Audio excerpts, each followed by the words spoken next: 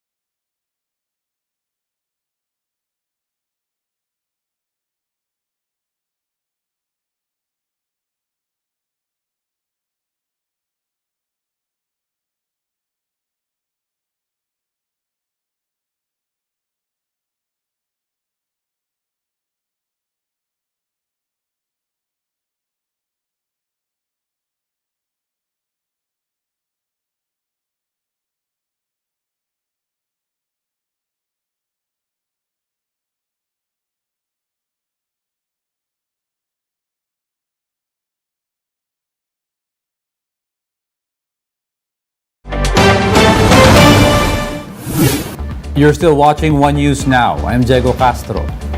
Cakes and pastries may start burning a hole in consumers' pockets as bakers bear the brunt of increasing prices of eggs. Bakers have started hiking prices of their goods as they spend more for one of the key ingredients in their products. The increase in egg prices comes as more egg farms shut down due to bird flu and increased operational costs. The Philippine Federation of Bakers Association warns that increases in prices may lead to an egg crisis if the government fails to address the issue immediately. To talk more about this, we have on the show Chito Chavez, spokesperson of the Philippine Federation of Bakers Association. Good morning, sir. Magandang umaga po naman sa inyo, Sir Diego. Yes, sir. Bad news ba? How much will prices of pastry products that use eggs, sir, go up? Wala pa po kaming idea dahil hindi naman po idinidikta ng association o ng grupo ang presyo ng ating mga cakes and pastries. Kami po kanya-kanya. But the price of egg last year is only 155. Ngayon po is 215. Malaki po ang itinaas ng presyo ng ating itlog. Ang mga cakes and pastries po, lalo na po yung ginagamitan ng asukal at itlog, itong ating braso de Mercedes, itong ating egg pie, itong mga silvanas, itong mga sansribal, ito po'y pastries na ang ginagamit natin ay itlog at asukal. Ang presyo po ng mga raw mat na ito medyo tumaas po, kaya ang industriya po ay mapipilitang magpalit ng price tag. One of these days, might be next week, might be this day, or might be tomorrow. Depende po sa pangangailangan o sa pagkapag-posting ng isang bakery operator. So, sir, yung pagtaas po ng mga raw materials like sugar and eggs, paano po makaka-apekto to sa sales ng bake shops? Magbabawas po ba tayo ng weight per item or possibly karamihan ay magtataas na lang ng presyo? Ang pastries po, ito pong mga cake, ito po'y exact science. Ito po'y eksaktong ginagawa po namin. Ang formulation po nito ay hindi namin basta kayang baguhin.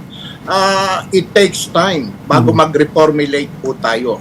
Ang ating pong mga llanera na naka-eksakto sa cakes natin ay hindi po natin pwedeng basta palitan. Ngayon, may mga issue po na sabi nila ay pwede daw gumamit ng egg powder. Pero ang problema po sa egg powder ay yung kasanayan ng mga Pilipinong panadero na gamitin itong egg powder. Sanay po kami sa farm press egg, particular po na naggagaling sa probinsya ng San Jose, Batangas. Ito po ang pinagkukunan ng magandang itlog. Ngayon, kung basta po kami magsisip ng aming gagamitin, medyo malaki pong problema yan. Parang farm press egg papunta po sa mga tinatawag nating powdered egg. Ang amin pong apila, dahil ikinatakot po ito ng industriya noong mga nakaraang ilang buwan, kung sakaling mawala ang itlog, ang magiging suliranin po namin ay wala kaming pwedeng ipalit sa itlog. Buti na lang po at ito'y hindi nawala at nagkaroon na lang po ng paggalaw sa presyo nito.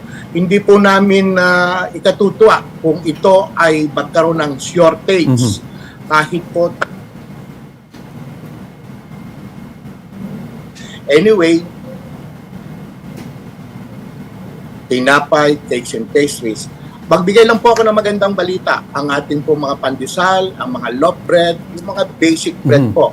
Wala halos galaw ito dahil hindi naman po ito apektado. Yes, sir.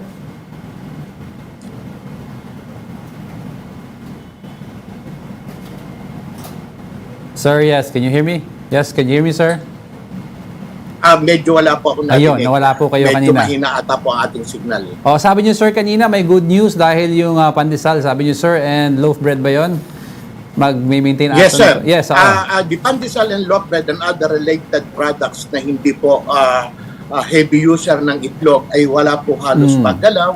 Pero ito pong mga ginagamitan natin ng itlog at asukal, alam niyo po yung mga cakes, yung mga mamon, yung mga icing decorated cakes na ginagamit sa mga birthday cake, sa mga anniversaries, ito po ay icing na ang ginagamit po namin ay egg white at asukal. Medyo heavy user po ito ng produkto na sa panahong ito ay napakataas pong nabibili namin sa merkado. Kaya po apektado ang industriya, lalo na po ng maliit na magtitinapay sa ating bansa.